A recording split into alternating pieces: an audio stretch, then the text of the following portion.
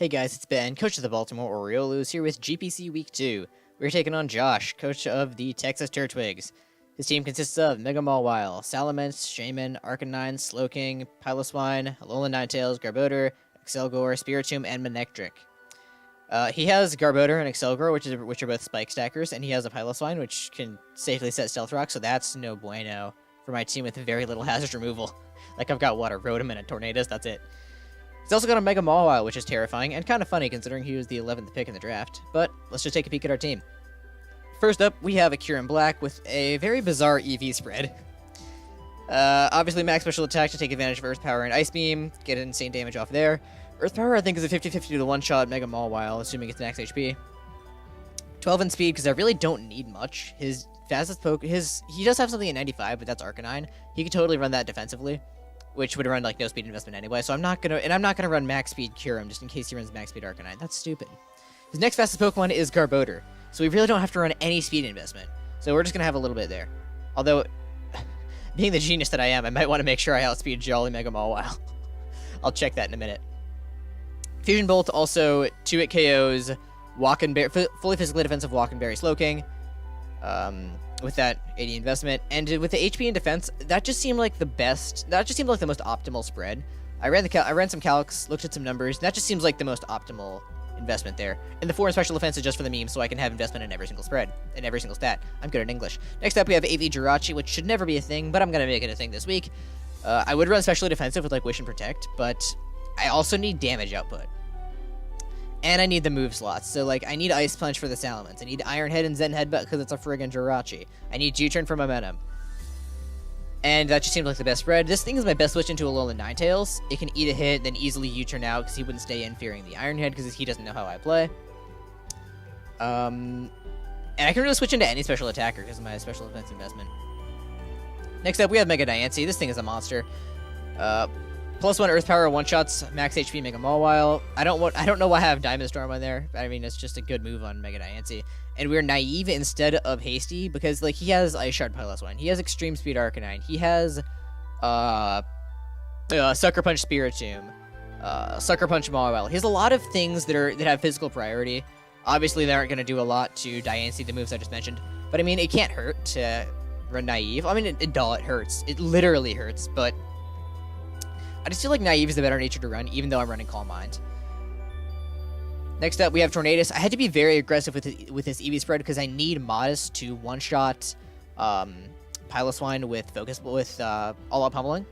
This thing is my dedicated lead because I'm expecting him to lead Piloswine to set rocks. If he doesn't bring Excelgor, because that could also be a lead. I gotta look out for that. In fact, actually, yeah, if he does bring Excelgor, I really have to look out for that.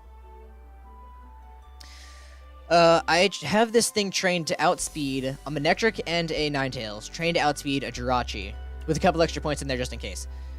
So yeah, I had to be really aggressive if I wanted to run Modest, so that's what we're doing there. I don't have Heat Wave on this thing like I initially did. That would only be there for the Mawile, so I figured that's not too critical, because I need U-Turn for Momentum. I need Defog. I need to bring at least one form of hazard removal against his insane stackers. And that just seems like my best option there. Next up, we have Jolteon. This thing is a monster. I've been saying that about like all of my Pokemon, but it's true. Thunderbolt, Volt Switch, HP Steel, Signal Beam. HP Steel is there to hit the Piloswine, but it's HP Steel specifically and not like HP Water or anything, because it also one-shots the Ninetales, which is nice, whereas Thunderbolt doesn't. So like it wouldn't get up like an Aurora Veil or anything.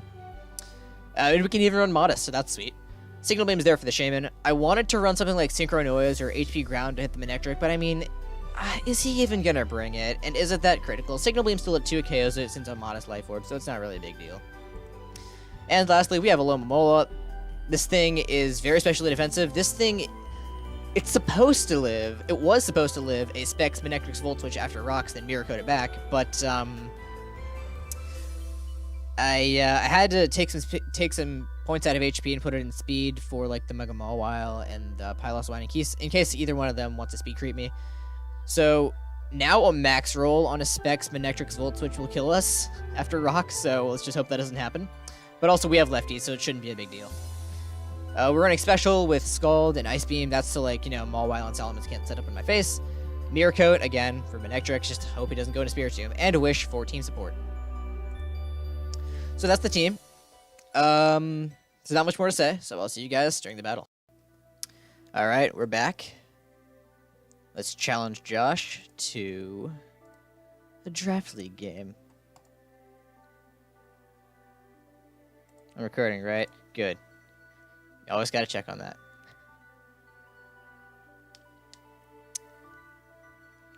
So I did change up a little bit because I noticed that his only hazard remover is Salamence, so I should probably bring hazards of my own. So I changed the Diancie set. I gave it Stealth Rocks. It no longer has Diamond Storm because I realized that's not really all that necessary against his team. I mean, I'm gonna scare out stuff like Ninetales anyway, so Diamond Storm isn't really critical. So I can run Stealth Rocks, and that also means I can run Timid Nature instead of Naive, so that's nice. So yeah, that's all we did in terms of changing up the team. I'm pretty sure. Unless I'm stupid, which is a definite possibility. I guess we'll find out. I'm not sure what's taking so long. Oh, maybe he's doing like his intro or something. Maybe he's doing live comms. I'm not sure. Guess we'll give him a minute. Any day now, Josh. There we go. Okay. Good luck. Have fun. He brings the spoopy stuff. No Ninetales, no Manectric. Alright, so my aggressive creeping with Tornadus worked out. With that being said, I could have also crept with Diancie and Jolteon, but that's whatever, it's fine. Alright, no Garbodor. He has Excelgor, which is a little scary. I still want to lead Tornadus, even though the Excelgor lead is so likely. I think I'm deleting Tornadus anyway, because if he leads the Piloswine, I can just bop that thing turn 1. That is the game plan. That is how I think I'm gonna. That is my plan to win this game. Bop the Piloswine turn 1, then Jolteon just kind of does stuff. Same with Kyurem for that matter. He leads Excelgor. That's what I was a little bit afraid of. So he does have a higher base HP than we do, so he could Final Gambit, which would be spoopy. Which I'm a little bit afraid of, because Tornadus is kind of a good Pokemon. I kind of want to keep it around. It's also my only hazard remover. I don't want to risk it this early. Let me see. If he has Final Gambit. I mean, the fact that he let it tells me that he's, like, Spikes. Final Gambit kills me for sure. That's what I thought. I could make the aggressive play into a Alomomola, but if he doesn't click Final Gambit, that would be kind of stupid. And I feel like he needs to save this thing, because it's fast, so I'm just going to U-turn out here on what I'm assuming is Spikes. Toxic Spikes. That's no bueno. Because I have no removal. We can go into Jirachi and bluff the Scarf. That's what I'm going to do. I think I'm going to go into Jirachi and bluff my Scarf. Bluff the Scarf, I'll scare him out.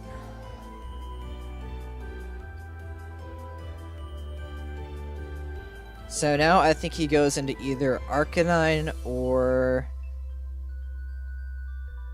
Arcanine's pretty likely, so I'm going to U-turn out once again. Favorite move in the game. Yep, there's the Arcanine. I'm going to go... Okay, Rocky Helmet, that's defensive. 7%. I could go Diancie, but I don't want her to be poisoned, so I can go right back out into Tornadus. And just defog away the Spikes.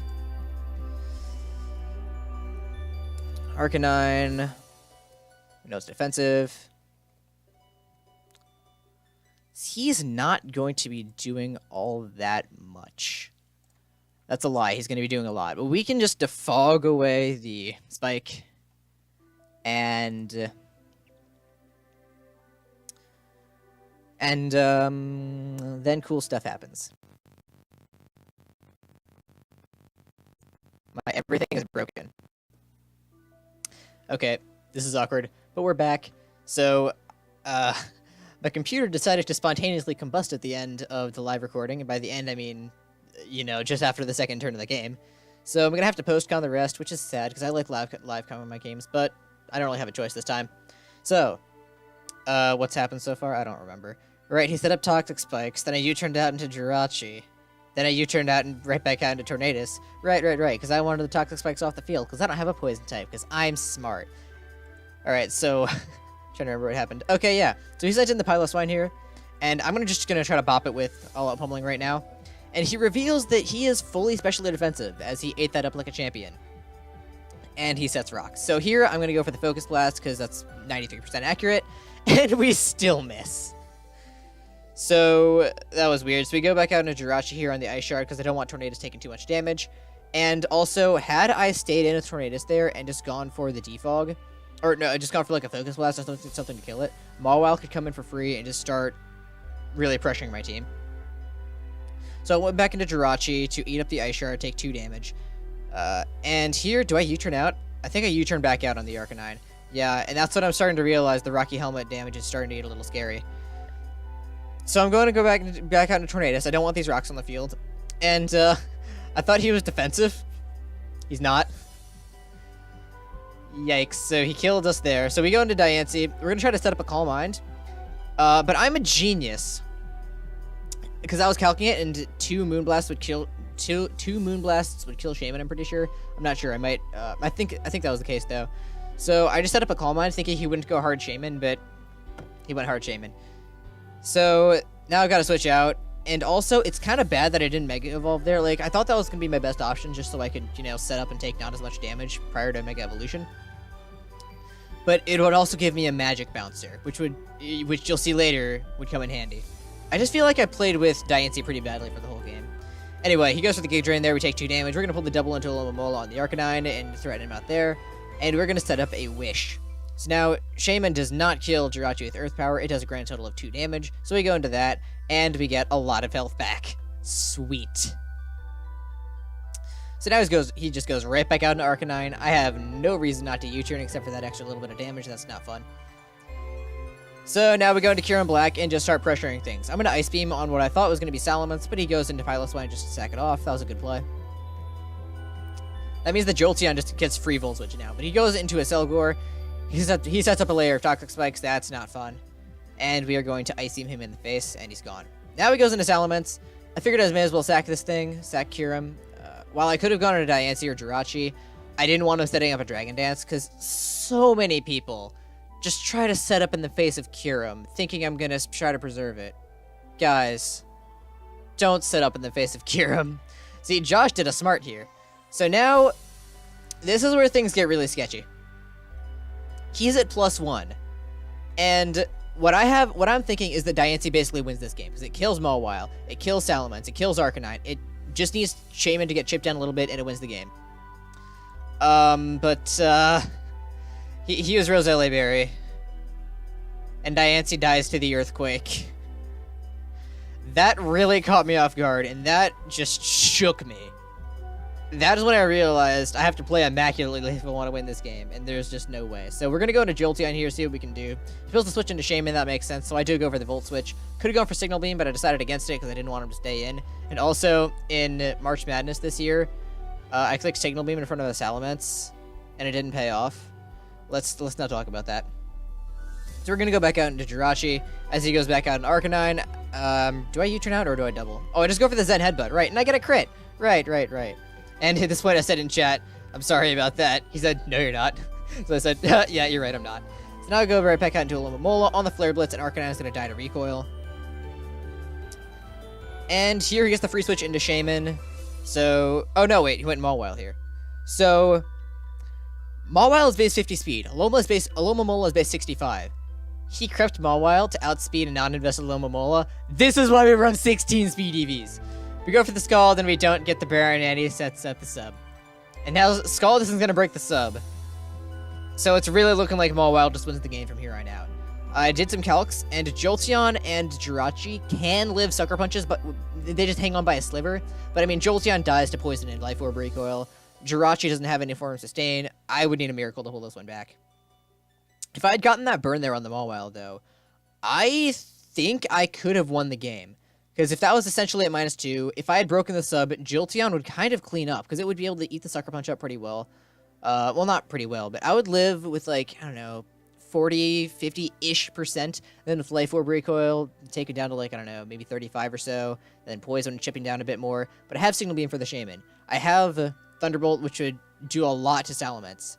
Jolteon could have really put in work. And then once the Mawile was gone, Jirachi could just follow up and maybe win a speed tie against the Salamence and eat up any hit from Shaman. I could have possibly won this game still if I'd gotten that burn, but we don't get the burn. So now I'm going to go for the Wish on the Thunder Punch. I know I need to switch out here just so I can get back some Regenerator health because I don't have Protect. So I'm going to go into Jirachi here, try to heal it up as he goes through the Iron Head and does a grand total of 0. So we're going to get healed up to nearly full, and he is going to click the Sucker Punch here, which I do hang on. So now the Iron Head does fade this up. So I could go into, if I went into Jolteon here on the Sucker Punch, I would be able to scare him out with Thunderbolts because that would kill. If I go into a Alomomola on the Sucker Punch, I get a little bit of health back from Regenerator. But if he sets up a sub, if he were to set up a sub on my Switch, I think he just wins the game straight up. So I couldn't let him do that. So he does go for the Sucker Punch here, unfortunately. Had we switched out, I don't know, maybe we could have pulled something. So here I go into Jolteon, and I pull a double into a Alomomola. This was retarded. So I should have gone to Alomomola in the first place. And, okay, so, because I went Jolteon, he was scared out by the Thunderbolt. He wanted to preserve Mawile, so he goes into Shaman. I should have seen that one coming. Had I gone Alomomola there, because his sub was broken, I could have gone Alomomola, and even if he went into something like I could have predicted him to go into Shaman, not wanting to get burned. I could have gone for the Ice Beam. It wouldn't have done a ton, but it would have put him in. Might have put him in Signal Beam range, and from there, I could have tried to pull a switch into Jolteon, or maybe he could have missed a. No, he didn't click Seed Flare anyway. I could have tried to pull a switch into Jolteon, maybe try to get a little bit of health back with the Wish. I could Signal Beam him, scare him out, maybe possibly live a hit. I do actually take an Earth Power from this range. Basically, I'm just grasping, trying to figure out any way I could have possibly won the game from this point. So I realized that my only option is to sack Alomomola, because I don't have a switch. He even says GG in chat, which I don't like saying GG early, but he did anyway. Okay. So I'm going to go into Jolteon here and go for the Signal Beam, hope for some Confusion Hacks. We don't get it.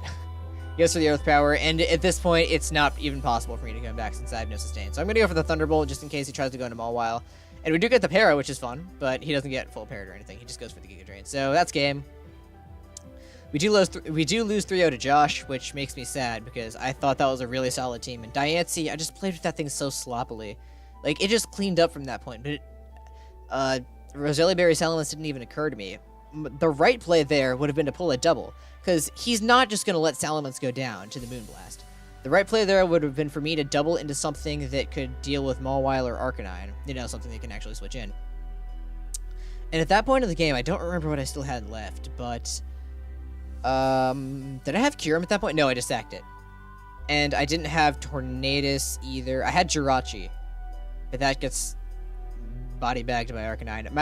My proper play there was the double into Jolteon, which would have died to the Earthquake. So that would have told me there's a reason that he stayed in.